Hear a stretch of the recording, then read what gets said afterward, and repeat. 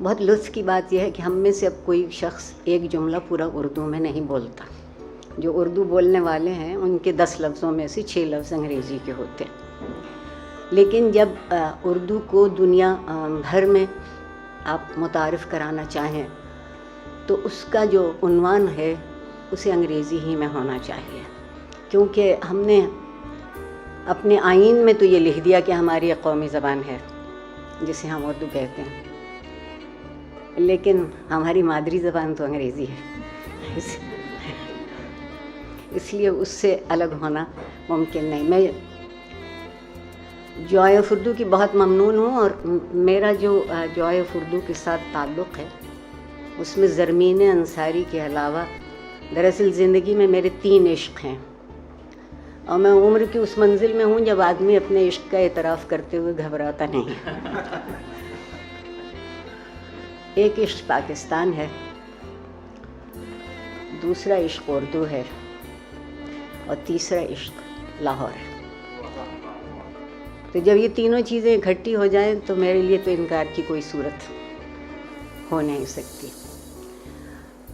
اور میں یہ میرے دیکھتے دیکھتے یہ کہاں تک بات پہنچی ہے، اور میں اس کے لیے میرے دل میں ایک قدر ہے اور ایک خوشی ہے. اور جو آپ لوگ رضاکار ہیں، یا انگریزی میں والنٹیئر ذرا زیادہ وزنی لفظ لگتا ہے، ان سے ضرورت ان کے وقت اور ان کی صلاحیتوں کی ہے. ہمارے یہاں بہت فیصل وابدہ ہیں جو رضاکارانہ طور پر بہت کچھ اطلاع بھی دیتے ہیں، تہذیب بھی دیتے ہیں، اور صرف اس بنیاد پہ دیتے ہیں کہ وہ پیسے دے سکتے ہیں. آپ سے ان صلاحیتوں کی درخواست ہے جس میں رقم تو نہیں لگتی مگر دل بہت لگتا ہے. اس لیے اس لگانے کے لیے جتنا بھی جو بھی کوئی کر سکے. اور اس میں مسئلہ دیکھیے، میں عشق کر کے آدمی ایک اور بھی کام کر لیتا ہے کہ کسی بھی نئی بات سے بے خبر رہتا ہے. اسی طرح میں بھی جو آپ کی دنیا ہے آج کل ٹیکنالوجی کی، اس سے زیادہ واقف نہیں، لیکن انہیں شاید آپ لوگوں کو کچھ لوگ چاہیے جو ویڈیو اپلوڈ کر سکیں. آپ لوگوں کو چاہیے جو وہ آپ کے میڈیا کے جو راستے ہیں، انٹرنیٹ میڈیا کے، ان پہ چل سکیں اور ڈھونڈ سکیں کہ کیا کچھ ریسرچ کر سکیں. اور میرا خیال ہے کہ میرے سامنے جتنے بھی نوجوان بیٹھے ہیں میرے جیسے، اور کچھ مجھ سے بہت کم عمر، ان کے لیے یہ بات ان کے دل کو لگتی ہے کہ محاورہ ان کے عہد کا، طریقہ ان کے عہد کا، بات دوسرے تک پہنچانے کے لیے عارفہ سیدہ کی ضرورت نہیں رہی. ایک مائکروفون کافی ہوتا ہے کسی کہیں بیٹھے ہوئے. تو میں آپ لوگوں سے گزارش یہ کروں گی کہ میرے عشق کو بھول جائیے گا، مگر اردو اس قابل ہے کہ اس کی خدمت کی جائے. یاد رکھیے کہ اردو ہمارے ملک میں بھی بہت بے بس زبان ہوئی، اور جو برابر میں آج کل وہاں ہنگامہ بپا ہے، مگر آپ دیکھیے کہ کیا اچھا ہنگامہ بپا ہے. مجھ سے اور فیض صاحب سے زیادہ آج کل خوش کوئی نہیں. ایک قوت ہے زبان کی، ایک قوت ہے خیال کی جو لوگوں تک پہنچتی ہے. تو آپ جو بھی اس کے لیے اپنی طرف سے کر سکتے ہو، کیونکہ یقیناً اگر آپ یہاں آئے ہیں تو اپنے شوق کی خاطر آئیں، کوئی دوسری چیز تو اور یہاں ہے نہیں. انہوں نے یہ بھی وعدہ نہیں کیا ہے کہ میرے بعد یہ ایک فلم دکھائیں گے، اس لیے میری گزارش ہوگی. اردو کے لیے یہ کہنا چاہتی ہوں کہ اردو کسی خطے کی، کسی نسل کی، کسی قوم کی، کسی مذہب کی زبان نہیں ہے. اردو ایک تہذیب کی زبان ہے، اور ہمیں مغلوں سے بڑی شکایتیں ہیں مگر مجھے ان پہ بہت لاڈ آتا ہے. ہزاروں زبانیں خود بولتے آئے تھے ان کے اندر جو لوگ موجود تھے، مگر ہندوستان آ کے، اور ان سے بھی پہلے جو اپنے امیر خسرو ہیں، لیکن مغلوں کا اس میں کردار زیادہ، انہوں نے کہا کہ ہمیں وہ زبان چاہیے جو ایک کہے اور دوسرا سمجھے، ترجمہ کرنے کی ضرورت نہ ہو. تو یہ اردو عجب محبت کرنے والی زبان ہے، ہر زبان کو اپنے گلے لگاتی ہے، جذب کر لیتی ہے اپنے اندر، اور ہمیں کبھی نہیں لگتا کہ ہم کوئی دوسرا لفظ بول رہے ہیں. ہم لالٹین کہتے ہیں اور بہت خوش ہوتے ہیں، انگریزی میں لینٹرن ہوگی ہمیں کوئی پرواہ نہیں. زبانیں اپنا مزاج خود بناتی ہیں، اور ہر زندہ زبان کو اور ہر زندہ قوم کو بھی اور ہر زندہ تہذیب کو بھی بدلنا چاہیے.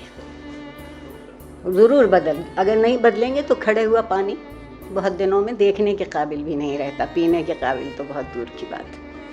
تو وہ زبان جو میرے تہذیبی سرمایہ کو اور میرے فکری سرمایہ کو مشتق لاتی ہے اور مجھے سیراب کرتی ہے، اس کو بھولنا بڑی زیادتی ہے. مجھے یہ معلوم ہے کہ آپ کے بچے جن اسکولوں میں جاتے ہیں وہاں فارغ وقت میں، تفریح کے وقت میں بھی اردو بولنے پر تنبیہ ہوتی ہے، ڈانٹ پڑتی ہے. 3 دفعہ کر لیں تو سزا ملتی ہے، 4تھی دفعہ میں ماں باپ بلائے جاتے ہیں. جب کسی بچے کو آپ یہ احساس دے رہے ہیں کہ ایک زبان اگر تم بولو گے تو تم ذلیل کیے جاؤ گے، اس کو اس زبان سے انس ہونا ناممکن سی بات ہے. دراصل بات صرف اتنی سی ہے، میری صاف گوئی سے یہ شہر ہی نہیں بلکہ شاید یہ دنیا واقعی، کہ ہماری عزت اور قدر کے پیمانے بدل گئے، ہماری خوشی کے بھی پیمانے بدل گئے. لیکن اب ادب ابھی بھی دنیا بھر کا ادب ایک ایسا ذریعہ ہے کہ جو کوئی اس کو پڑھ لے، اس سے لطف لے لے، اس کو خوش کر دیتا ہے.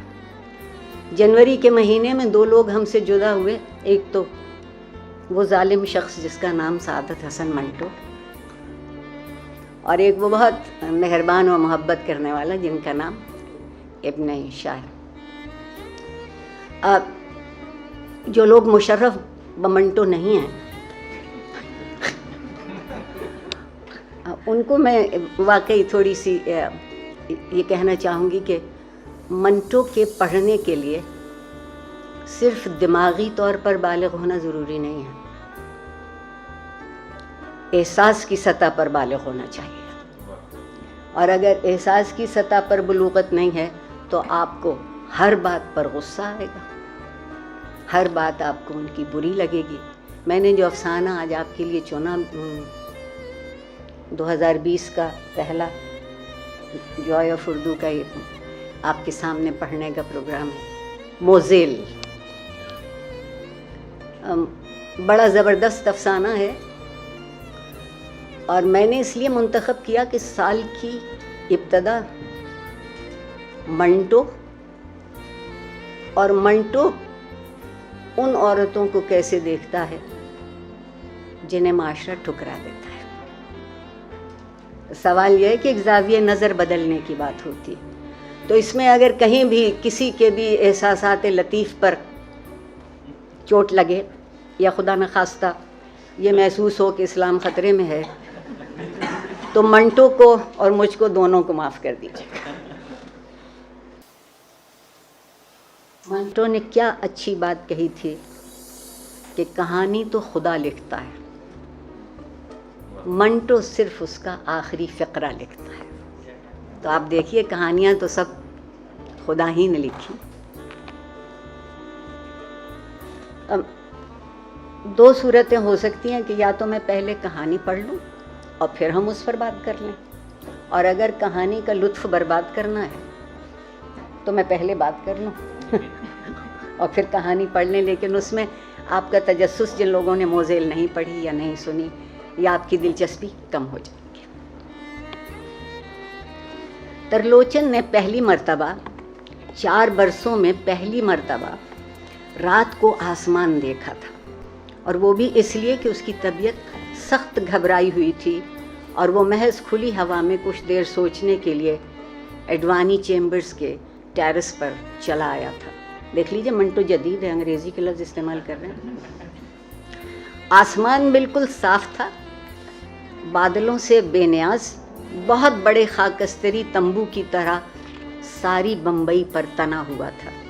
حد نظر تک جگہ جگہ بتیاں روشن تھیں. ترلوچن نے ایسا محسوس کیا تھا کہ آسمان سے بہت سارے ستارے جھڑ کر بلڈنگوں سے، جو رات کے اندھیرے میں بڑے بڑے درخت معلوم ہوتی تھیں، اٹک گئے ہیں اور جگنوں کی طرح ٹمٹما رہے ہیں. مجھے یقین ہے یہاں ایک ایسی نسل موجود ہوگی جس نے جگنو نہیں دیکھے، اور جنہوں نے جگنو نہیں دیکھے انہیں معلوم ہی نہیں کہ ذرا سی روشنی بھی کیا کام کرتی ہے. وہ اس بات سے بے خبر ہو گئے. ترلوچن کے لیے ये बिल्कुल एक नया तजुर्बा, एक नई कैफियत थी। रात को खुले आसमान के नीचे होना, मेरी आवाज़ नहीं पहुंच रही क्या सब तक? रात को खुले आसमान के नीचे होना, उसने महसूस किया कि वो 4 बरस तक अपने फ्लैट में कैद रहा और कुदरत की एक बहुत बड़ी नेमत से महरूम। करीब 3 बजे थे, हवा बेहद हल्की फुल्की थी। मैंने कुछ नहीं किया। तरलोचन पंखे की मैकेनिकी हवा का आदी था जो उसके सारे वजूद को बोझल कर देती थी। सुबह उठकर वो हमेशा यूं महसूस करता था कि रात भर उसको मारा पीटा गया है। हम में से बहुत से लोग इस जायके से वाकिफ़, पर अब सुबह की कुदरती हवा में उसके जिस्म का रुआं रुआं तरोताज़गी चूस कर खुश हो रहा था। जब वो ऊपर आया था तो उसका दिलो दिमाग सख्त मुस्तरिब और हैजान ज़दा था, लेकिन आधे घंटे ही में वो इस्तराब और हैजान जो उसको बहुत तंग कर रहा था किसी हद तक ठंडा हो गया था। वो अब साफ तौर पर सोच सकता था। किरपाल कौर और उसका सारा ख़ानदान महल्ले में था जो कट्टर मुसलमानों का मरकज़ था। यहाँ कई मकानों को आग लग चुकी थी, कई जानें तलफ हो चुकी थी। तरलोचन इन सब को ले आया होता, मगर मुसीबत ये थी कि कर्फ्यू नाफिज हो गया था और वो भी न जाने कितने घंटों का, गालिबन 48 घंटों का। और त्रिलोचन लाजिमन मगलूब था। आसपास सब मुसलमान थे, बड़े खौफनाक किस्म के मुसलमान। और पंजाब से धड़ाधड़ खबरें आ रही थीं कि वहाँ सिख मुसलमानों पर बहुत जुल्म ढा रहे हैं। कोई भी हाथ, मुसलमान हाथ, बड़ी आसानी से नर्मो नाजुक किरपाल कौर की कलाई पकड़कर मौत के कुएं की तरफ ले जा सकता था। किरपाल की माँ अंधी थी, बाप मफलूज। भाई था, वो कुछ अरसे से देवलाली में था कि उसे वहाँ अपने ताज़ा लिए हुए ठेके की देखभाल करना थी। तरलोचन को किरपाल के भाई नरंजन पर बहुत गुस्सा आता था। उसने, जो कि हर रोज़ अखबार पढ़ता था, फसादात की तेज़ी और तुंदी के मुताल्लिक़ हफ्ता भर पहले आगाह कर दिया था और साफ लफ्ज़ों में कह दिया था, नरंजन ये ठेके दे के अभी रहने दो, हम एक बहुत ही नाजुक दौर से गुज़र रहे हैं। तुम्हारा अगरचे रहना बहुत ज़रूरी है, अव्वल तो यहाँ से उठ जाओ और मेरे यहाँ चले आओ। इसमें कोई शक नहीं कि जगह कम है, लेकिन मुसीबत के दिनों में आदमी किसी न किसी तरह गुजारा कर लिया करता है। मगर वो न माना। उसका इतना बड़ा लेक्चर सुनकर सिर्फ अपनी घनी मूँछों में मुस्कुरा दिया। यार तुम खामखा फ़िक्र करते हो, मैंने यहाँ कई फसाद देखे हैं। ये अमृतसर या लाहौर नहीं, बम्बई है, बम्बई। तुम्हें यहाँ आए सिर्फ 4 बरस हुए हैं और मैं 12 बरस से यहाँ रह रहा हूँ, 12 बरस से। जाने नरंजन बम्बई को क्या समझता था। उसका ख्याल था कि ये एक ऐसा शहर है कि अगर फसाद बरपा भी हो तो उनका असर खुद ब खुद ज़ाइल हो जाता है, जैसे उसके पास चूमंतर है या वो कहानियों का कोई कला है जिस पर कोई आफत आ नहीं सकती। मगर तरलोचन सुबह की ठंडी हवा में साफ देख रहा था कि मोहल्ला बिल्कुल महफूज नहीं। वो तो सुबह के अखबारों में भी ये पढ़ने के लिए तैयार था कि किरपाल कौर और उसके माँ बाप कत्ल हो चुके हैं। उसको किरपाल कौर के मफलूज बाप और उसकी अंधी माँ की कोई परवाह नहीं थी। वो मर जाते और किरपाल कौर बच जाती तो तरलोचन के लिए अच्छा था। वहाँ देवलाली में उसका भाई नरंजन भी मारा जाता तो और भी अच्छा था कि तरलोचन के लिए मैदान साफ हो जाता। ख़ास तौर पर नरंजन उसके रास्ते में एक रोड़ा ही नहीं, बहुत बड़ा खंगर था। चुनाचे जब कभी किरपाल कौर से उसकी बात हुई, वो उसे नरंजन सिंह के बजाय खंगर सिंह कहता था। सुबह की हवा धीरे धीरे बह रही थी। तरलोचन का केसों से बेनियाज सर बड़ी खुशगवार ठंडक महसूस कर रहा था। जो लोग केस के मानी न जानते हों, बालों को कहते हैं और सिख मज़हब में मज़हब का हिस्सा है।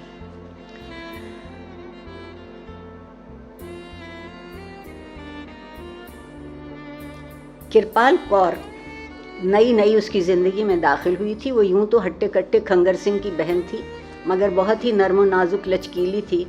उसने देहात में परवरिश पाई थी, वहाँ की कई गर्मियाँ सर्दियाँ देखी थीं, मगर उसमें वो सख्ती, वो गुठाव, वो मर्दानापन नहीं था जो देहात की आम सिख लड़कियों में होता है, जिन्हें कड़ी से कड़ी मशक्क़त کرنا پڑتی ہے۔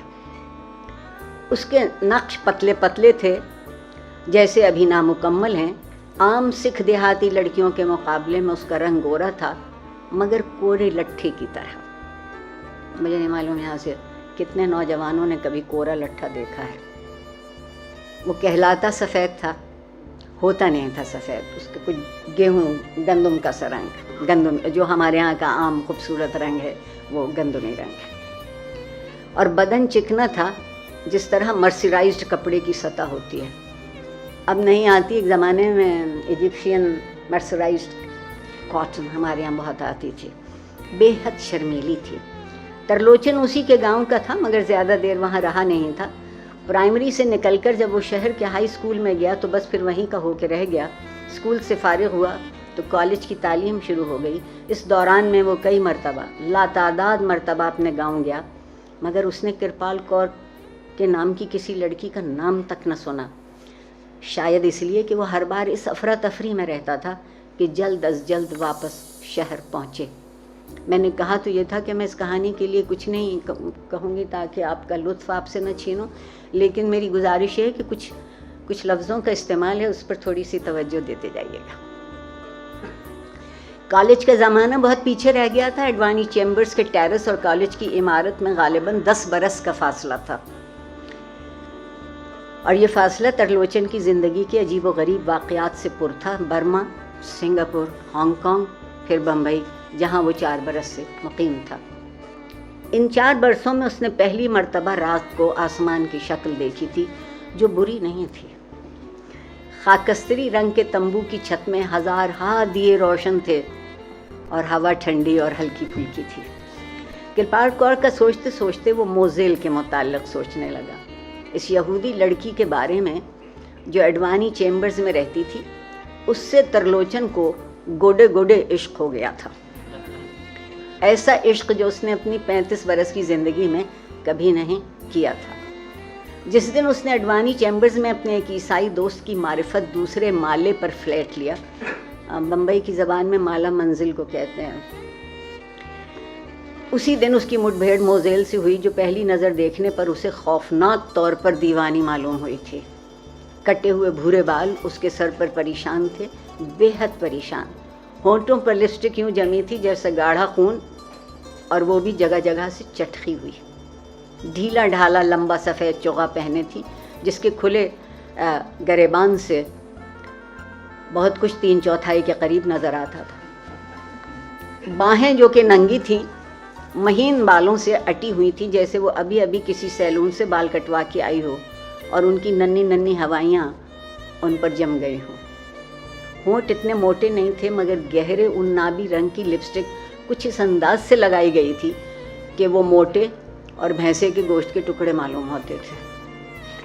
ترلوچن کا فلیٹ اس کے فلیٹ کے بالکل سامنے تھا، بیچ میں ایک تنگ گلی تھی، بہت ہی تنگ۔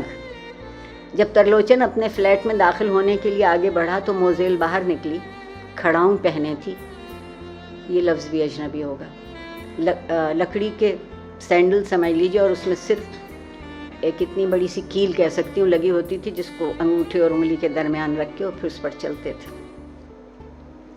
ترلوچن ان کی آواز سن کر رک گیا۔ موزیل نے اپنی پریشان بالوں کی چقوں میں سے بڑی آنکھوں سے ترلوچن کی طرف دیکھا اور ہنسی۔ ترلوچن بوکھلا گیا، جیب سے چابی نکال کر وہ جلدی سے دروازے کی جانب بڑھا۔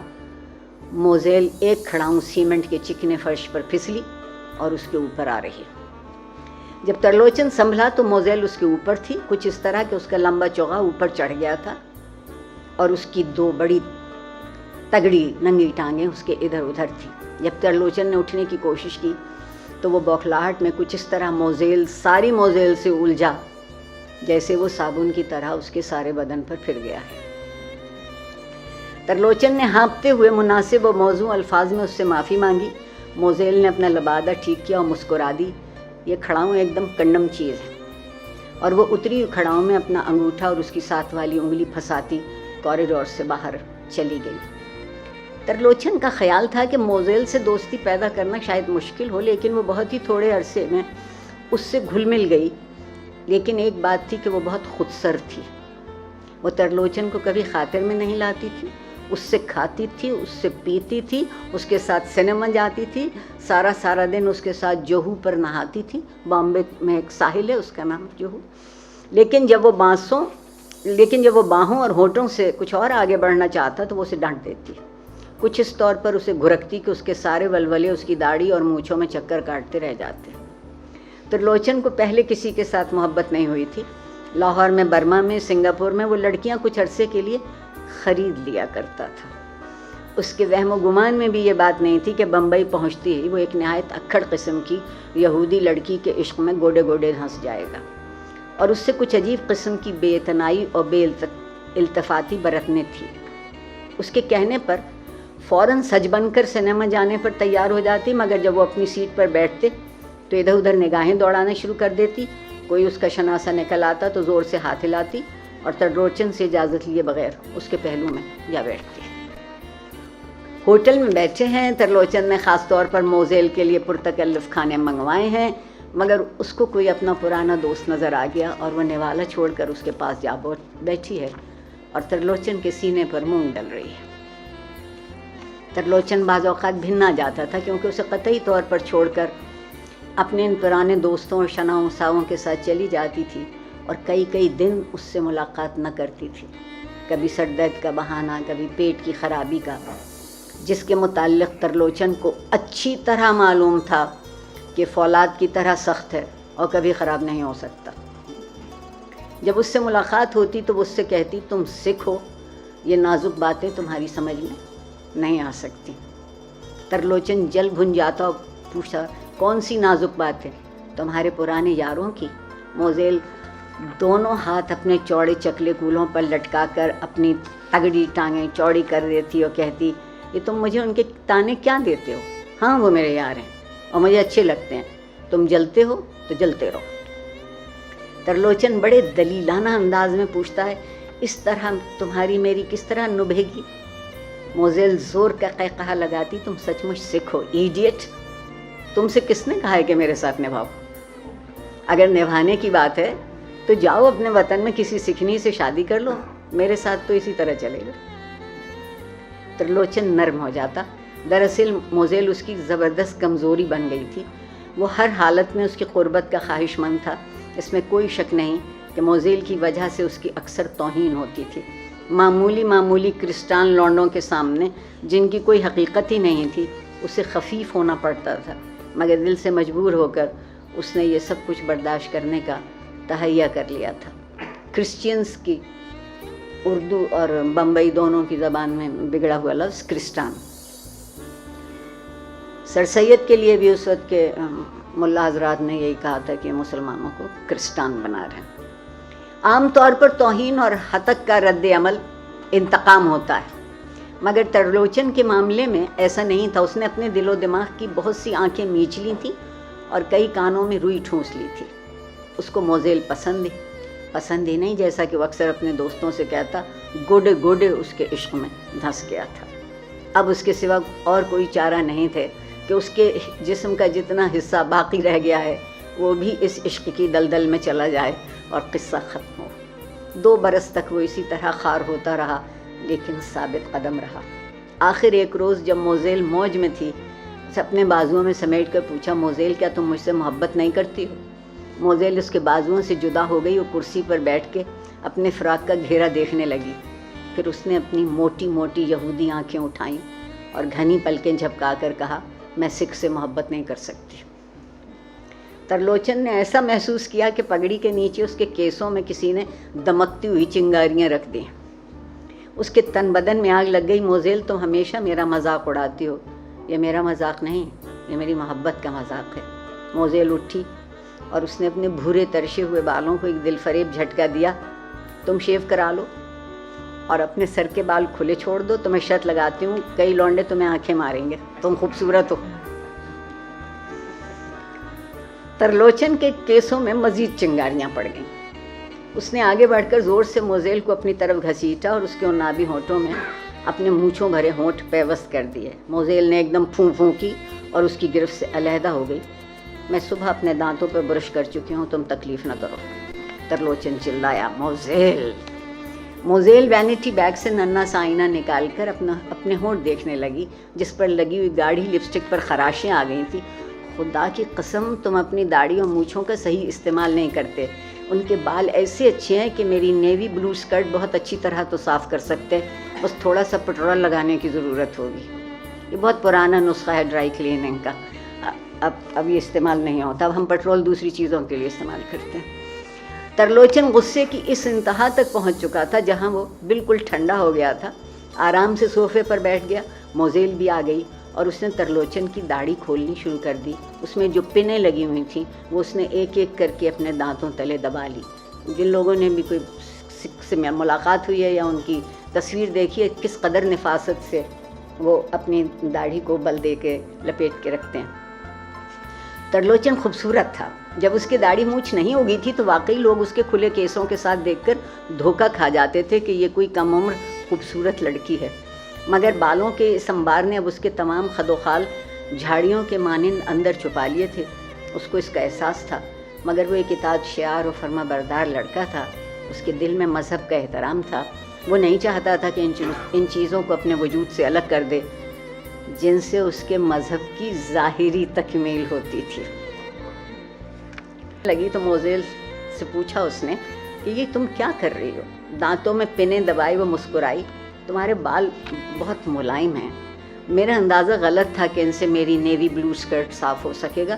ترلوچ تم یہ مجھے دے دو، میں انہیں گوندھ کر اپنے لیے ایک فرسٹ کلاس بٹوا بنواؤں گی. اب ترلوچن کی داڑھی میں چنگاریاں بھڑکنے لگیں. وہ بڑی سنجیدگی سے موزیل سے مخاطب ہوا. میں نے آج تک تمہارے مذہب کا مذاق نہیں اڑایا. تم کیوں اڑاتی ہو؟ دیکھو، کسی کے مذہبی جذبات سے کھیلنا اچھا نہیں ہوتا. میں یہ کبھی برداشت نہ کرتا، مگر صرف اس لیے کر رہا ہوں کہ مجھے تم سے بے پناہ محبت ہے. کیا تمہیں اس کا پتہ نہیں؟ موزیل نے ترلوچن کی داڑھی سے کھیلنا بند کر دیا. مجھے معلوم ہے. پھر ترلوچن نے اپنی داڑھی کے بال بڑی صفائی سے طے کیے اور موزیل کے دانتوں سے پنیں نکال لی. تم اچھی طرح جانتی ہو کہ میری محبت بکواس نہیں. میں تم سے شادی کرنا چاہتا ہوں. مجھے معلوم ہے. بالوں کو ایک خفیف کا جھٹکا دے کر وہ اٹھی اور دیوار سے لٹکی ہوئی تصویر کی طرف دیکھنے لگی. میں بھی قریب قریب یہی فیصلہ کر چکی ہوں کہ تم سے شادی کروں گی. ترلوچن اچھل پڑا. سچ؟ موزیل کے عنابی ہونٹ بڑی موٹی مسکراہٹ کے ساتھ کھلے اور اس کے سفید مضبوط دانت ایک لہجے کے لیے چمکے. ہاں. ترلوچن نے اپنی نصف لپٹی ہوئی داڑھی ہی سے اس کو اپنے سینے کے ساتھ بھینچ لیا. تو کب؟ موزیل الگ ہٹ گئی. جب تم اپنے یہ بال کٹوا دو گے. ترلوچن اس وقت جو ہو سو ہو بنا تھا. اس نے کچھ نہ سوچا اور کہہ دیا میں کل ہی کٹوا دوں گا. موزیل فرش پر ٹیپ ڈانس کرنے لگی. تم بکواس کرتے ہو ترلوچ، تم میں اتنی ہمت نہیں ہے. اس نے ترلوچن کے دل و دماغ سے مذہب کے رہے سہے خیال کو نکال باہر پھینکا. تم دیکھ لو گی. دیکھ لوں گی. اور وہ تیزی سے آگے بڑھی اور پھوں پھوں کرتی باہر نکل گئی. ترلوچن نے رات بھر کیا سوچا، وہ کن کن اذیتوں سے گزرا، اس کا تذکرہ فضول ہے. اس لیے کہ دوسرے روز اس نے فورٹ میں، ایک بامبے میں بہت مشہور علاقہ ہے، بازار بہت خوبصورت ہے، فورٹ میں اپنے کیس کٹوا دیے اور داڑھی بھی منڈوا دی. یہ سب کچھ ہوتا رہا اور وہ آنکھیں میچے رہا. جب سارا معاملہ صاف ہو گیا اس نے آنکھیں کھولیں اور دیر تک اپنی شکل آئینے میں دیکھتا رہا، جس پر بمبئی کی حسین سے حسین لڑکی بھی کچھ دیر کے لیے غور کرنے پر مجبور ہو جاتی. ترلوچن وہی عجیب و غریب ٹھنڈک محسوس کرنے لگا تھا جو سیلون سے باہر نکل کر اس کو لگی تھی. اس نے ٹیرس پر تیز تیز چلنا شروع کر دیا جہاں ٹنکیوں اور نلوں کا ایک ہجوم تھا. وہ چاہتا تھا کہ اس داستان کا بقایا حصہ اس کے دماغ میں نہ آئے، مگر وہ آئے بن نہ رہا. بال کٹوا کر پہلے دن گھر سے باہر نہیں نکلا تھا. اس نے اپنے نوکر کے ہاتھ دوسرے روز چٹ موزیل کو بھیجی کہ اس کی طبیعت ناساز ہے، تھوڑی دیر کے لیے آ جائے. موزیل آئی. ترلوچن کو بالوں کے بغیر دیکھ کر پہلے وہ ایک لمحے کے لیے ٹھٹکی، پھر مائی ڈارلنگ ترلوچ کہہ کر اس کے ساتھ لپٹ گئی اور اس کا سارا چہرہ عنابی کر دیا. اس نے ترلوچن کے صاف اور ملائم گالوں پر ہاتھ پھیرا. ہمارے ہاں بھی ایک وزیر صاحب نے ایک ٹی وی اینکر کو اسی لیے تھپڑ مارا تھا کہ انہوں نے داڑھی کٹوا دی تھی، تو سوچا دیکھیں کہ وہ نرم جلد کیسی لگتی ہے. اخبار کی خبر. اس کے چھوٹے انگریزی وضع کے کٹے ہوئے بالوں میں اپنی انگلیوں سے کنگھی کی اور عربی زبان میں نعرے مارتی رہی۔ اس نے اس قدر شور مچایا کہ اس کی ناک سے پانی بہنے لگا۔ موزیل نے جب اسے محسوس کیا تو اپنی اسکرٹ کا گھیرا اٹھایا اور اسے پوچھنا شروع کر دیا۔ ترلوچن شرما گیا۔ اس نے اسکرٹ نیچی کی اور سرزنش کے طور پر اس سے کہا، نیچے کچھ تو پہن لیا کرو۔ موزیل پر اس کا کچھ اثر نہ ہوا۔ باسی اور جگہ جگہ سے اکھڑی لپسٹک لگے ہونٹوں سے مسکرا کر اس نے صرف اتنا ہی کہا، مجھے بڑی گھبراہٹ ہوتی ہے، ایسے ہی چلتا ہے۔ ترلوچن کو پہلے دن یاد آ گیا جب وہ اور موزیل دونوں ٹکرا گئے تھے اور عجیب طرح سے آپس میں گڑمڑ ہو گئے تھے۔ مسکرا کر اس نے موزیل کو اپنے سینے کے ساتھ لگا لیا۔ شادی کل ہوگی ضرور۔ موزیل نے ترلوچن کی ملائم ٹھوڑی پر اپنے ہاتھ کی پشت پھیری۔ طے یہ ہوا کہ شادی پونا میں ہو۔ چونکہ سول میرج تھی اس لیے ان کو 10-15 دن کا نوٹس دینا تھا۔ عدالتی کارروائی تھی، اس لیے مناسب یہی خیال کیا گیا کہ پونا بہتر ہے، پاس ہے، اور ترلوچن کے کئی دوست وہاں بھی ہیں۔ دوسرے روز انہیں پروگرام کے مطابق پونا روانہ ہو جانا تھا۔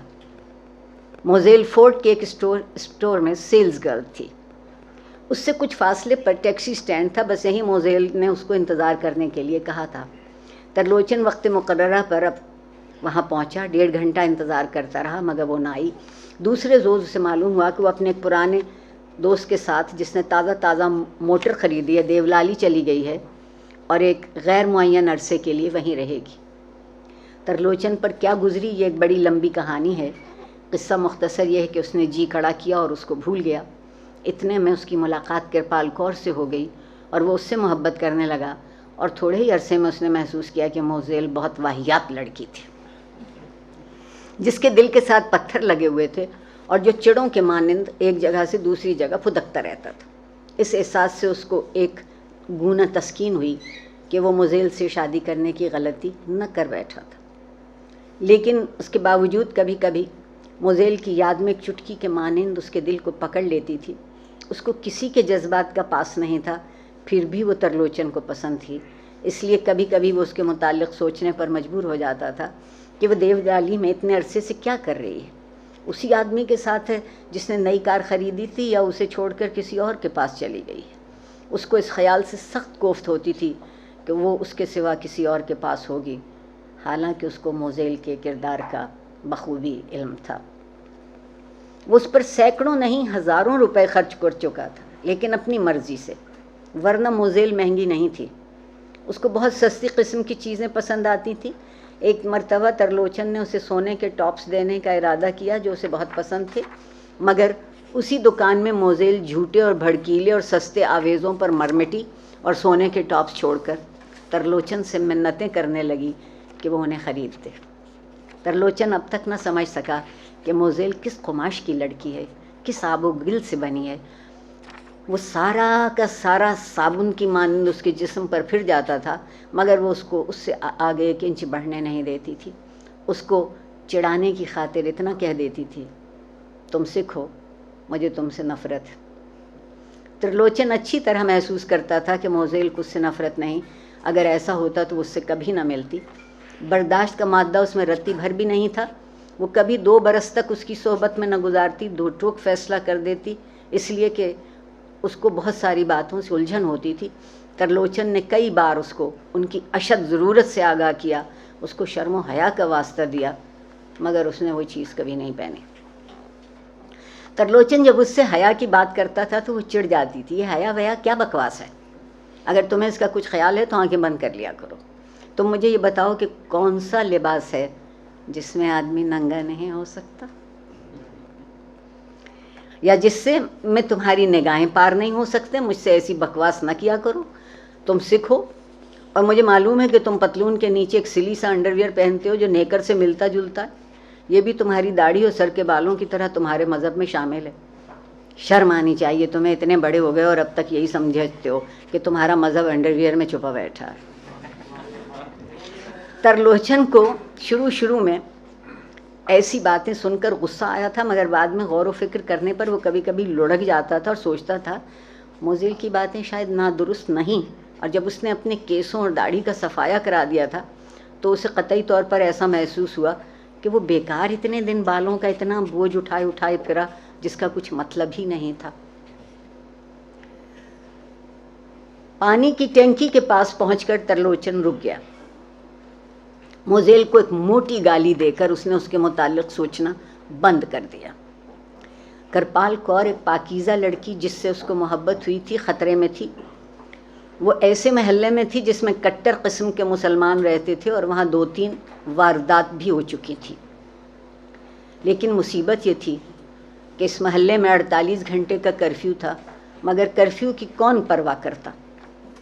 اس چالی کے مسلمان ہی اگر چاہتے تو اندر ہی اندر کرپال کور اور اس کی ماں اور اس کے باپ کا بڑی آسانی کے ساتھ صفایا کر سکتے تھے۔ چھوٹے کمروں کی کئی منزلوں کی جو عمارت تھی اس کو چال یا چالی بمبئی میں کہتے ہیں۔ ترلوچن سوچتا سوچتا پانی کے موٹے نل پر بیٹھ گیا۔ اس کے سر کے بال اب کافی لمبے ہو گئے تھے۔ اس کو یقین تھا کہ 1 برس کے اندر اندر یہ پورے کیسوں میں تبدیل ہو جائیں گے۔ اس کی داڑھی تیزی سے بڑھی تھی مگر وہ اسے بڑھانا نہیں چاہتا تھا۔ فورٹ میں ایک باربر تھا، وہ اس صفائی سے اسے تراشتا تھا کہ ترشی ہوئی دکھائی نہیں دیتی تھی۔ اس نے اپنے لمبے اور ملائم بالوں میں انگلیاں پھیری اور ایک سرد آہ بھری۔ اٹھنے کا ارادہ کر ہی رہا تھا کہ کھڑاؤں کی کرخت آواز سنائی دی۔ اس نے سوچا کون ہو سکتا ہے۔ بلڈنگ میں کئی یہودی عورتیں تھیں، وہ سب کی سب گھر میں کھڑاؤں پہنتی تھیں۔ آواز قریب آتی گئی۔ یک لخت اس نے دوسری ٹنکی کے پاس موزیل کو دیکھا جو یہودیوں کی خاص قطع وضع کا ڈھیلا ڈھالا لمبا کرتا پہنے بڑے زور کی انگڑائی لے رہی تھی۔ اس زور کی کہ ترلوچن کو محسوس ہوا کہ اس کے آس پاس کی ہوا چٹخ جائے گی۔ ترلوچن پانی کے نل پر سے اٹھا۔ اس نے سوچا یہ ایکا ایکی کہاں سے نمودار ہو گئی اور اس وقت ٹیرس پر کیا کرنے آئی ہے۔ موزیل نے ایک اور انگڑائی لی۔ اب ترلوچن کی ہڈیاں چٹخنے لگیں۔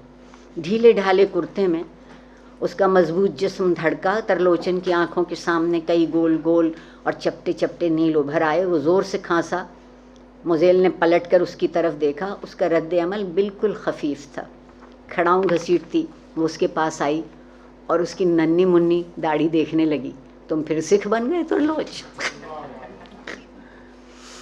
داڑھی کے بال ترلوچن کو چبھنے لگے۔ موزیل نے آگے بڑھ کر اس کی تھوڑی کے نیچے اپنے ہاتھ کی پشت رگڑی اور مسکرا کر کہا اب یہ برش اس قابل ہے کہ میری نیوی بلو اسکرٹ صاف کر سکے، مگر وہ تو وہیں دیولالی میں رہ گئی۔ ترلوچن خاموش رہا۔ موزیل نے اس کے بازو کی چٹکی لی۔ بولتے کیوں نہیں سردار صاحب؟ ترلوچن اپنی پچھلی بے وقوفیوں کا اعادہ نہیں کرنا چاہتا تھا، تاہم اس نے صبح کے ملگجے اندھیرے میں موزیل کے چہرے کو غور سے دیکھا۔ کوئی خاص تبدیلی واقع نہیں ہوئی تھی، صرف وہ پہلے سے کچھ کمزور نظر آتی تھی۔ ترلوچن نے پوچھا بیمار رہی ہو؟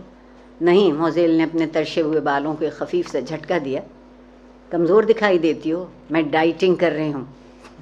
موزیل پانی کے موٹے نل پر بیٹھ گئی اور کھڑاؤں فرش کے ساتھ بجانے لگی۔ تم گویا کہ اب پھر نئے سرے سے سکھ بن رہے ہو۔ ترلوچن نے کسی قدر ڈٹائی کے ساتھ کہا ہاں مبارک ہو۔ موزیل نے ایک کھڑاؤں پیر سے اتار لی اور پانی کے نل پر بجانے لگی۔ کسی اور لڑکی سے محبت کرنی شروع کی؟ ترلوچن نے آہستہ سے کہا ہاں۔ مبارک ہو۔ اسی بلڈنگ کی ہے کوئی؟ نہیں، یہ بہت بری بات ہے۔ موزیل کھڑاؤں اپنی انگلیوں میں اڑس کر اٹھی۔ ہمیشہ آدمی کو اپنے ہمسایوں کا خیال رکھنا چاہیے۔ ترلوچن خاموش رہا۔ اس موزیل نے اٹھ کر اس کی داڑھی کو اپنی 5 انگلیوں سے چھیڑا۔ کیا اسی لڑکی نے تمہیں یہ بال بڑھانے کا مشورہ دیا ہے؟ نہیں۔ ترلوچن بڑی الجھن محسوس کر رہا تھا کہ جیسے کنگھا کرتے کرتے اس کی داڑھی کے بال آپس میں الجھ گئے۔ جب اس نے نہیں کہا تو اس کے لہجے میں تیکھا پن تھا۔ موزیل کے ہونٹوں پر لپسٹک باسی گوشت کی طرح معلوم ہوتی تھی۔ وہ مسکرائی تو ترلوچن نے ایسا محسوس کیا کہ اس کے گاؤں میں جھٹکے کی دکان پر قصائی نے چھری سے موٹی رگ کے گوشت کے 2 ٹکڑے کر دیے ہیں۔ مسکرانے کے بعد وہ ہنسی۔ تم اب یہ داڑھی منڈوا ڈالو تو کسی کی بھی قسم لے لو میں تم سے شادی کر لوں گی۔ ترلوچن کے جی میں آئی کہ اس سے کہے کہ وہ ایک بڑی شریف باعصمت اور پاک طینت کمانی لڑکی سے محبت کر رہا ہے اور اسی سے شادی کرے گا۔ موزیل اس کے مقابلے میں فاحشہ ہے، بدصورت ہے، بے وفا ہے، بے مروت ہے، مگر وہ اس قسم کا گھٹیا آدمی نہیں تھا۔ اس نے موزیل سے صرف اتنا کہا موزیل میں اپنی شادی کا فیصلہ کر چکا ہوں۔ میرے گاؤں کی ایک سیدھی سادی لڑکی ہے جو مذہب کی پابند ہے، اسی لیے میں نے بال بڑھانے کا فیصلہ کر لیا ہے۔ موزیل سوچ بچار کی عادی نہیں تھی، لیکن اس نے کچھ دیر سوچا اور کھڑاؤں پر نصف دائرے میں گھوم کر ترلوچن سے کہا، وہ مذہب کی پابند ہے تو تمہیں کیسے قبول کرے گی؟ کیا اسے معلوم نہیں کہ تم ایک دفعہ اپنے بال کٹوا چکے ہو؟ اس کو ابھی تک معلوم نہیں، داڑھی میں نے تمہارے دیولالی جانے کے بعد ہی بڑھانی شروع کر دی تھی، محض انتقامی طور پر۔ اس کے بعد میری کرپال کور سے ملاقات ہوئی، مگر میں پگڑی اس طریقے سے باندھتا ہوں کہ 100 میں سے ایک ہی آدمی مشکل سے جان سکتا ہے کہ میرے کیس کٹے ہوئے ہیں، مگر اب یہ بہت جلد ٹھیک ہو جائیں گے۔ ترلوچن نے اپنے لمبے ملائم بالوں میں انگلیوں سے کنگھا کرنے شروع کر دیا۔ موزیل نے لمبا کرتا اٹھا کر اپنی گوری دویزران کھجلانی شروع کی۔ یہ بہت اچھا ہے، مگر یہ کمبخت مچھر یہاں بھی موجود ہے، دیکھو کس زور سے کاٹا ہے۔ ترلوچن نے دوسری طرف دیکھنا شروع کر دیا۔ موزیل نے اس جہاں مچھر نے کاٹا تھا انگلی سے لب لگائی اور کرتا چھوڑ کر سیدھی کھڑی ہو گئی۔ کب ہو رہی ہے تمہاری شادی؟ ابھی کچھ پتہ نہیں، یہ کہہ کر ترلوچن سخت متفکر ہو گیا۔ چند لمحات تک خاموشی رہی، اس کے بعد موزیل نے اس کے تفکر کا اندازہ لگا کر اس سے بڑے سنجیدہ انداز میں پوچھا، ترلوچ تم کیا سوچ رہے ہو؟ ترلوچن کو اس وقت کسی ہمدرد کی ضرورت تھی، خواہ وہ موزیل ہی کیوں نہ ہو۔ چنانچہ اس نے اس کو سارا ماجرا سنا دیا۔ موزیل ہنسی، تم اول درجے کے ایڈیٹ ہو، جاؤ اس کو لے آؤ، ایسی کیا مشکل ہے؟ مشکل؟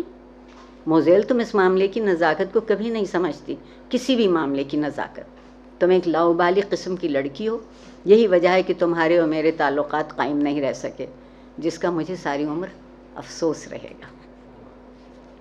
موزیل نے زور سے اپنی کھڑاؤں پانی کے نل کے ساتھ ماری۔ افسوس؟ بی ڈیمڈ سلی ایڈیٹ!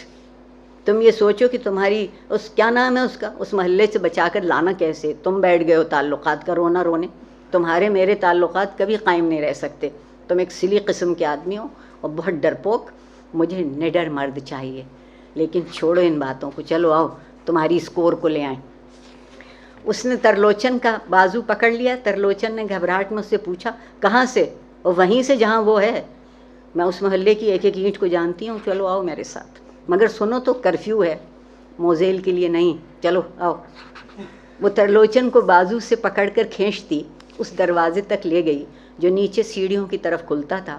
دروازے کھول کر وہ اترنے والی تھی کہ رک گئی اور ترلوچن کی داڑھی کی طرف دیکھنے لگی۔ ترلوچن نے پوچھا، کیا بات ہے؟ موزیل نے کہا، یہ تمہاری داڑھی لیکن خیر ٹھیک ہے، اتنی بڑی نہیں ہے، ننگے سر چلو گے تو کوئی نہیں سمجھے گا کہ سکھ ہو۔ ننگے سر؟ ترلوچن نے کسی قدر بوکھلا کر کہا، میں ننگے سر نہیں جاؤں گا۔ موزیل نے بڑے معصوم انداز میں پوچھا، کیوں؟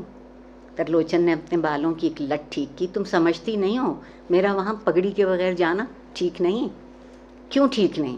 تم سمجھتی کیوں نہیں کہ اس نے مجھے ابھی تک ننگے سر نہیں دیکھا؟ وہ یہی سمجھتی ہے کہ میرے کیس ہیں، میں اس پر یہ راز افشا نہیں کرنا چاہتا۔ موزیل نے زور سے اپنی کھڑاؤں دروازے کی دہلیز پر ماری۔ تم واقعی اول درجے کے ایڈیٹ ہو، گدھے کہیں کے۔ اس کی جان کا سوال ہے، کیا نام تمہاری اس کور کا جس سے تم محبت کرتے ہو؟ ترلوچن نے اسے سمجھانے کی کوشش کی، موزیل وہ بڑی مذہبی قسم کی لڑکی ہے، اگر اس نے مجھے ننگے سر دیکھ لیا تو مجھ سے نفرت کرنے لگے گی۔ موزیل چڑ گئی۔ اور وہ تمہاری محبت؟ Be damned! میں پوچھتی ہوں، کیا سارے سکھ تمہاری طرح کے بے وقوف ہوتے ہیں؟ اس کی جان کو خطرہ ہے اور تم کہتے ہو کہ پگڑی ضرور پہنو گے، اور شاید وہ اپنا انڈر ویئر بھی جو نیکر سے ملتا جلتا ہے۔ ترلوچن نے کہا، وہ تو میں ہر وقت پہنے ہوتا ہوں، بہت اچھا کرتے ہو، مگر اب تم یہ سوچو کہ معاملہ اس محلے کا ہے جہاں میاں بھائی رہتے ہیں، اور وہ بھی بڑے بڑے دادا اور بڑے بڑے موالی۔ یہ بمبئی کے خاص لفظ ہیں، آپ لوگ ہندوستانی فلمیں دیکھتے ہیں تو ان کو جانتے ہوں گے۔ تم پگڑی پہن کر گئے تو وہیں ذبح کر دیے جاؤ گے۔ ترلوچن نے مختصر سا جواب دیا، مجھے اس کی پرواہ نہیں ہے، اگر میں تمہارے ساتھ وہاں جاؤں گا تو پگڑی پہن کر جاؤں گا، میں اپنی محبت خطرے میں نہیں ڈالنا چاہتا۔ موزیل جھنجھلا گئی۔ اس زور سے اس نے پیچ و تاب کھائے کہ اس کا سارا جسم آپس میں بھڑ گیا۔ گدھے! تمہاری محبت ہی کہاں رہے گی جب تم نہ ہوگے؟ تمہاری وہ کیا نام ہے اس بھڑوی کا، جب وہ بھی نہ رہے گا، اس کا خاندان نہ رہے گا۔ تم سکھ ہو اور بڑے ایڈیٹ سکھ ہو۔ ترلوچ بھنا گیا، بکواس نہ کرو۔ موزیل زور سے ہنسی، مہین مہین بالوں کے غبار سے اٹی ہوئی باہیں اس نے ترلوچن کے گلے میں ڈال دی اور تھوڑا سا جھول کر کہا، ڈارلنگ چلو جیسے تمہاری مرضی، جاؤ پگڑی پہناؤ، میں نیچے بازار میں کھڑی ہوں۔ یہ کہہ کر وہ نیچے جانے لگی۔ ترلوچن نے اسے روکا، تم کپڑے نہیں پہنو گی؟ موزیل نے اپنے سر کو جھٹکا دیا، نہیں چلے گا اسی طرح۔ یہ کہہ کر وہ کھٹ کھٹ کرتی نیچے اتر گئی۔ ترلوچن نچلی منزل کی سیڑھیوں پر بھی اس کی کھڑاؤں کی چوبی آواز سنتا رہا۔ پھر اس نے اپنے لمبے بال انگلیوں سے پیچھے کی طرف سمیٹے اور نیچے اتر کر اپنے فلیٹ میں چلا گیا۔ جلدی جلدی اس نے کپڑے تبدیل کیے، پگڑی بندھی بندھائی رکھی تھی اسے اچھی طرح سر پر جمایا اور فلیٹ کا دروازہ مقفل کر کے نیچے اتر گیا۔ باہر فٹ پاتھ پر موزیل اپنی ٹاکری ٹانگیں چوڑی کیے سگریٹ پی رہی تھی، بالکل مردانہ انداز میں۔ جب ترلوچن اس کے نزدیک پہنچا تو اس نے شرارت کے طور پر منہ بھر کے دھواں اس کے چہرے پر دے مارا۔ ترلوچن نے غصے میں کہا، تم بہت ذلیل ہو۔ موزیل مسکرائی، یہ تم نے کوئی نئی بات نہیں کہی، اس سے پہلے اور کئی مجھے ذلیل کہہ چکے ہیں۔ پھر اس نے ترلوچن کی پگڑی کی طرف دیکھا، یہ پگڑی تم نے واقعی بہت اچھی طرح باندھی ہے، ایسا معلوم ہوتا ہے کہ تمہارے کیس ہیں۔ بازار بالکل سنسان تھا، ایک صرف ہوا چل رہی تھی اور وہ بھی بہت دھیرے دھیرے، جیسے کرفیو سے خوف زدہ ہے۔ بتیاں روشن تھیں مگر ان کی روشنی بیمار سی معلوم ہوتی تھی۔ عام طور پر اس وقت ٹرینیں چلنی شروع ہو جاتی تھیں اور لوگوں کی آمد و رفت بھی جاری ہو جاتی۔ اچھی خاصی گہما گہمی ہوتی تھی، پر اب ایسا معلوم ہوتا ہے کہ سڑک پر کوئی انسان گزرا ہے نہ گزرے گا۔ موزیل آگے آگے تھی، فٹ پاتھ کے پتھروں پر اس کی کھڑاؤں کی کھٹ کھٹ کر رہی تھی۔ یہ آواز اس خاموش فضا میں ایک بہت بڑا شور تھی۔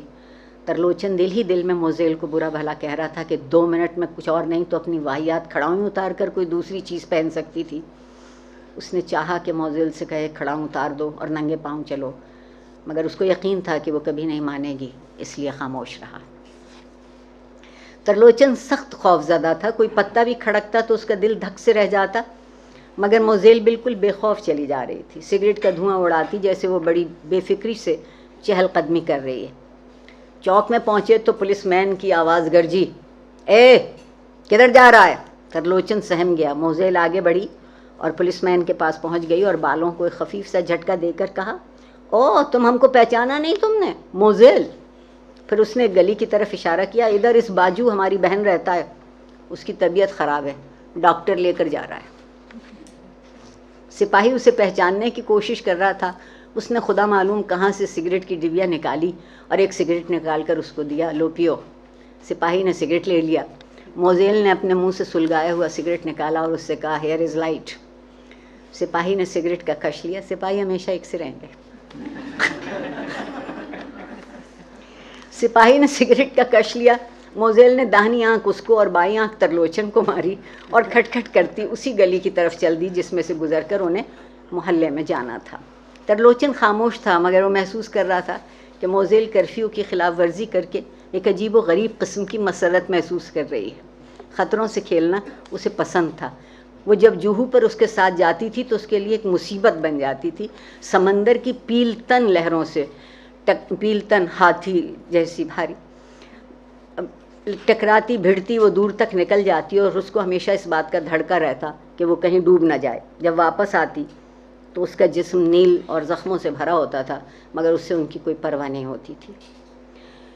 موزیل آگے آگے تھی، ترلوچن اس کے پیچھے پیچھے ڈر کے ادھر ادھر دیکھتا رہتا تھا کہ اس کی بغل میں سے کوئی چھری مار نمودار نہ ہو جائے۔ موزیل رک گئی۔ جب ترلوچن پاس آیا تو اس نے اسے سمجھانے کے انداز میں کہا، ترلوچ ڈیئر اس طرح ڈرنا اچھا نہیں، تم ڈرو گے تو ضرور کچھ نہ کچھ ہو کے رہے گا، سچ کہتی ہوں یہ میری آزمائی ہوئی بات ہے۔ ترلوچن خاموش رہا۔ جب وہ گلی طے کر کے دوسری گلی میں پہنچے جو اس محلے کی طرف نکلتی تھی جس میں کرپال کول رہتی تھی تو موزیل چلتے چلتے ایک دم رک گئی۔ کچھ فاصلے پر بڑے اطمینان سے ایک مارواڑی کی دکان لوٹی جا رہی تھی۔ ایک لہجے کے لیے اس نے اس معاملے کا جائزہ لیا اور ترلوچن سے کہا، کوئی بات نہیں، چلو آؤ۔ دونوں چلنے لگے۔ ایک آدمی جو سر پر بہت بڑی پرات اٹھائے چلا آ رہا تھا ترلوچن سے ٹکرا گیا، پرات گر گئی۔ اس آدمی نے غور سے ترلوچن کی طرف دیکھا، صاف معلوم ہوتا تھا کہ وہ سکھ ہے۔ اس آدمی نے جلدی سے اپنے نیفے میں ہاتھ ڈالا کہ موزیل آ گئی، لڑکھڑاتی ہوئی جیسے نشے میں چور ہے۔ اس نے زور سے اس آدمی کو دھکا دیا اور مخمور لہجے میں کہا، اے کیا کرتا ہے، اپنے بھائی کو مارتا ہے؟ हम इससे शादी बनाने को मांगता है। फिर वो तरलोचन से मुखातिब हुई, करीम उठाओ ये परात और रख दो इसके सर पर। उस आदमी ने नेफे से हाथ निकाल लिया और शहवानी आंखों से मोज़ेल की तरफ देखा, फिर आगे बढ़कर अपनी कोहनी से उसको एक टहोका दिया, ऐश कर साली ऐश कर। फिर उसने परात उठाई और ये जा वो जा। तरलोचन बुड़बुड़ाया, कैसी जलील हरकत की है हरामजादे ने। मोज़ेल ने कहा, कोई जलील हरकत नहीं, सब चलता है, आओ। और वो तेज़ तेज़ चलने लगी। तरलोचन ने भी कदम तेज़ कर दिए।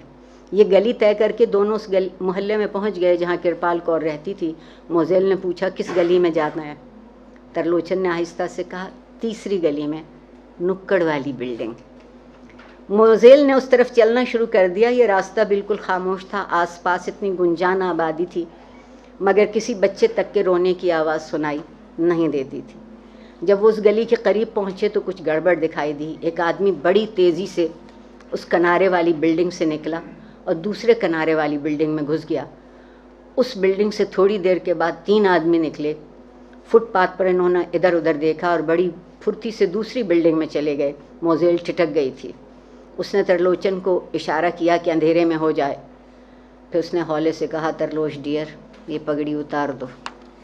तरलोचन ने जवाब दिया, मैं ये किसी सूरत भी नहीं उतार सकता। मोज़ेल झुंझला गई, तुम्हारी मर्जी, लेकिन तुम देखते नहीं कि सामने क्या हो रहा है? सामने जो कुछ हो रहा था दोनों की आंखों के सामने था। साफ गड़बड़ हो रही थी और बड़ी पुरअसरार किस्म की।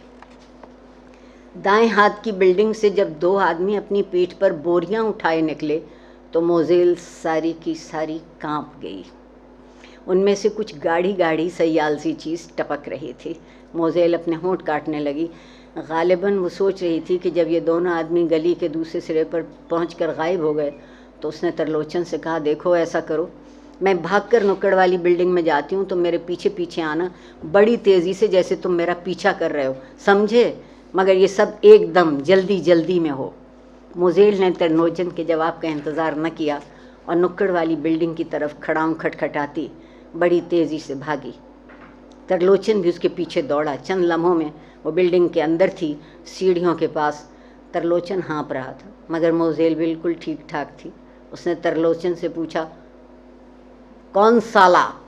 ये उनके घर का नंबर पूछ रही है। तरलोचन ने खुश्क होंठों पर ज़बान फेरी, दूसरा, चलो। ये कहकर वो खटखट सीढ़ियाँ चलने लगी। तरलोचन उसके पीछे हो लिया। ज़ीनों पर खून के बड़े बड़े धब्बे पड़े थे, उनको देख देख कर उसका खून खुश्क हो रहा था। दूसरे माले पर पहुँचे तो कॉरिडोर में कुछ दूर जाकर तरलोचन ने हौले से एक दरवाजे पर दस्तक दी। मोज़ेल दूर सीढ़ियों के पास खड़ी रही। तरलोचन ने एक बार फिर दस्तक दी और दरवाजे के साथ मुँह लगाकर आवाज़ दी, महंगा सिंह जी, महंगा सिंह जी। अंदर से महीन आवाज़ आई, कौन? तरलोचन। दरवाज़ा धीरे से खुला। तरलोचन ने मोज़ेल को इशारा किया, वो लपक कर आई। दोनों अंदर दाखिल हुए। मोज़ेल ने अपनी बगल में एक दुबली पतली लड़की को देखा जो बेहद सहमी हुई थी। मोज़ेल ने उसको एक लहजे के लिए गौर से देखा। पतले पतले नक्श थे, नाक बहुत ही प्यारी थी मगर ज़ुकाम में मुब्तला। मोज़ेल ने उसको अपने चौड़े चकले सीने के साथ लगा लिया और अपने ढीले ढाले कुर्ते का दामन उठाकर उसकी नाक पहुँची। तरलोचन सुर्ख हो गया।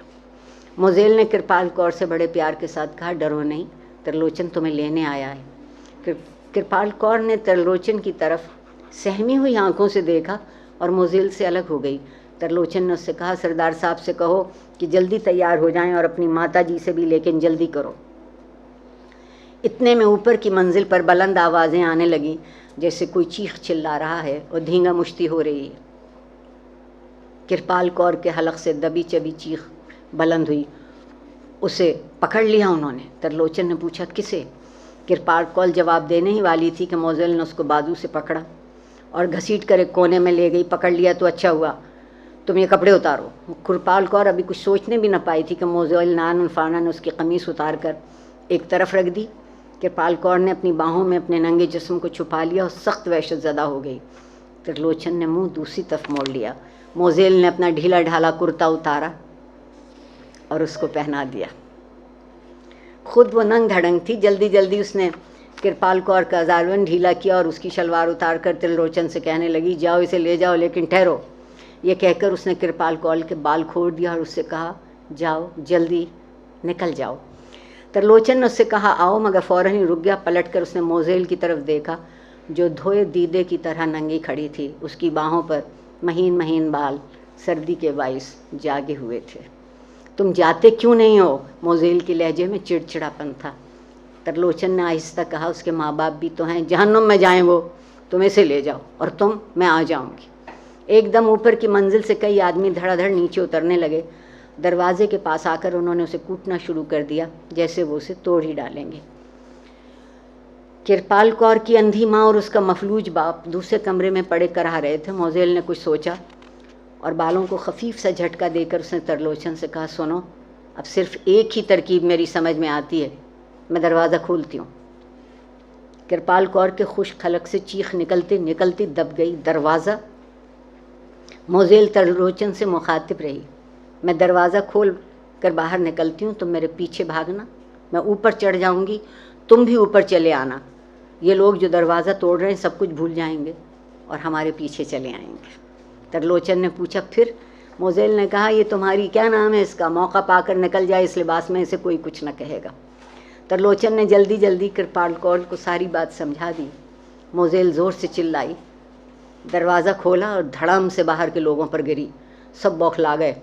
उठकर उसने ऊपर की सीढ़ियों का रुख किया। तरलोचन उसके पीछे भागा। सब एक तरफ हट गए। मोज़ेल अंधाधुंध सीढ़ियाँ चढ़ रही थी। खड़ाऊँ उसके पैरों में थी। वो लोग जो दरवाज़ा तोड़ने की कोशिश कर रहे थे संभल कर उनके ताक़ुब में दौड़े। मोज़ेल का पाँव फिसला। ऊपर के जीने से वो कुछ इस तरह लुढ़की कि हर पथरीले जीने के साथ टकराती, लोहे के जंगले के साथ उलझती वो नीचे आ गई पथरीले फर्श पर। तरलोचन एकदम नीचे उतरा। झुककर उसने देखा तो उसकी नाक से खून बह रहा था, मुंह से खून बह रहा था, कानों के रास्ते भी खून निकल रहा था। और वो जो दरवाज़ा तोड़ने आए थे इर्द गिर्द जमा हो गए।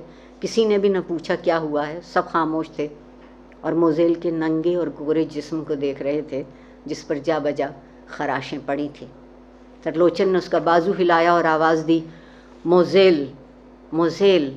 मोज़ेल ने अपनी बड़ी बड़ी यहूदी आंखें खोली जो लाल बोटी हो रही थी। वो मुस्कुराई। तरलोचन ने अपनी पगड़ी उतारी और खोलकर उसका नंगा जिस्म ढक दिया।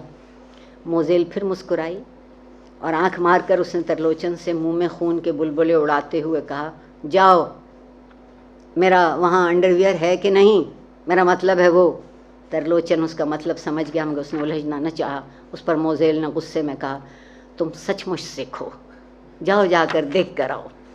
तरलोचन उठकर किरपाल कौर के फ्लैट की तरफ चला गया। मोज़ेल ने अपनी धुंधली आँखों से आसपास खड़े मर्दों की तरफ देखा और कहा, ये मियाँ भाई है लेकिन बहुत दादा किस्म का, इसलिए मैं इसे सिख कहा करती हूँ। तरलोचन वापस आ गया। उसने आंखों ही आंखों में मोज़ेल को बता दिया कि किरपाल कौर जा चुकी है। मोज़ेल ने इत्मीनान का सांस लिया, लेकिन ऐसा करने से बहुत सा खून उसके मुंह से बह निकला। ओह डैम इट, ये कहकर उसने अपनी महीन महीन बालों से अटी हुई कलाई से अपना मुंह पोंछा और तरलोचन से मुखातिब हुई, all right darling, bye bye. Tarlochan ने कुछ कहना चाहा मगर लफ्ज़ उसके हलक में अटक गए। मोज़ेल ने अपने बदन पर से तरलोचन की पगड़ी हटाई। ले जाओ इसको अपने इस मज़हब को। और उसका बाजू उसकी मजबूत छातियों पर बेहिस होकर गिर पड़ा।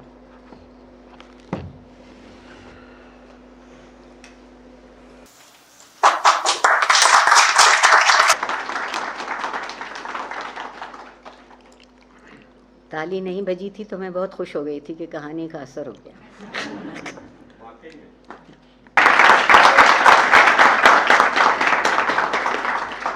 आप कुछ वक्त सवालात अगर ज़रूर, आप ले लीजिए। ज़रूर। पहला सवाल मैं कर लूँगा कि उस अफसाने के बारे में कुछ आप कहना चाह रही थी जो पहले कहना था और बाद में कहने का। नहीं, आप सवाल कीजिए, मैं अपनी पहला बात सवाल साथ साथ यही है कि आप उस अफसाने के बारे में इज़हार ख्याल। पहली बात तो यह है कि अब तो मंटो का नाम बहुत सारे लोग सब्र से सुन लेते। मैंने एक छोटा सा वाक़या सुनाती हूँ आपको।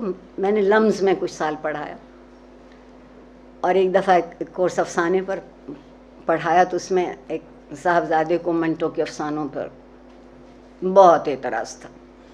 मैंने उनसे कहा कि अगर गुस्सा नहीं करोगे तो समझ में आ जाएगा, नफ़रत से बड़ी इल्म की दीवार कोई नहीं है। वाह। वो जहालत ही को परवान चढ़ाती। مزہ یہ آیا کہ جب وہ کورس ختم ہوا اور آخری دن میں یہ اسی صورت سوال تو ایک ہاتھ دور سے لہرا میں نے کہا جی کہیے. کہنے لگا میں آپ کو صرف یہ بتانا چاہتا تھا کہ میں مشرف بمنٹو ہو گیا.